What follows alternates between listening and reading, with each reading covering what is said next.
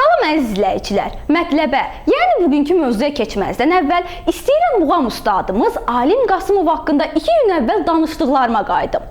Çünki izləyicilərdən bəziləri mənim fikirlərimi başqa istiqamətlərə yozmağa çalışır. Axı mən həmin o replikamda alim müəllimi aşağılayacaq heç nə deməmişəm. Demişəm ki, ay sənətkar, səni rep deyən görmək istəmirik. Sən bizim üçün muğam ustasısan, böyük sənətkarsan, vəssalam. Axı mənim ətim nə, budum nə ki, o boyda Alim Qasımova sataşım. Sadəcə, xəfifcə öz istəyimi dilə gətirmişəm. Xahiş edirəm, məni də Səidə Bəkir qızının gününə salmayın. Deyirsiniz ki, bəs əsl sənətkar bütün janrlarda öz istedadını göstərməlidir. Yaxşı, mən sizinlə razı. İşte sabah alim müəllim Kəmalə Günəşli ilə duet oxusa, bunu da alqışlayarsınız. Qərəz, uzatmayım. Maestro, oradan bir çini çaydan ver gəlsin. Çini çini çaydan çinileylər mənə, yarım yarılsa gülüleylər mənə.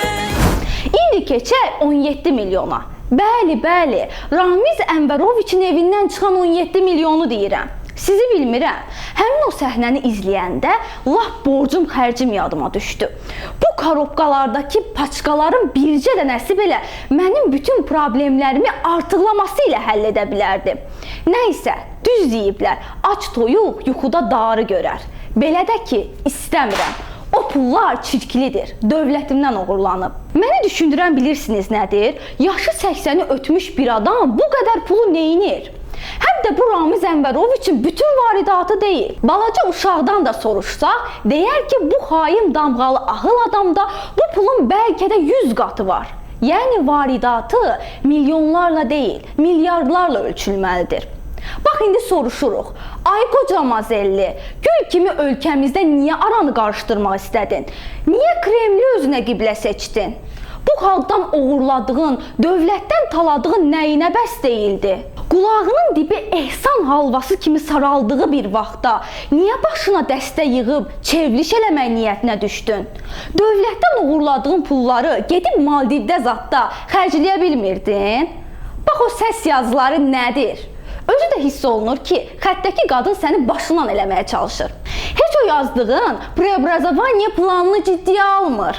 Üzünə ad boy verir. Yenə də dincəlmir səni. Elə dirəşibsən ki, cızmaqaranı bir təhər Smolnaya çatdırsınlar. Bu da acı mənzərə. Ev dustağı, ayağında elektron qandal və sonunu gözləyən xain bir qoca. Ramiz Ənvəroviç, əslində siz mənim babama xəyanət etmişsiniz. Bu dövlət mənim babamdır və mən sizi heç vaxt bağışlamayacağam.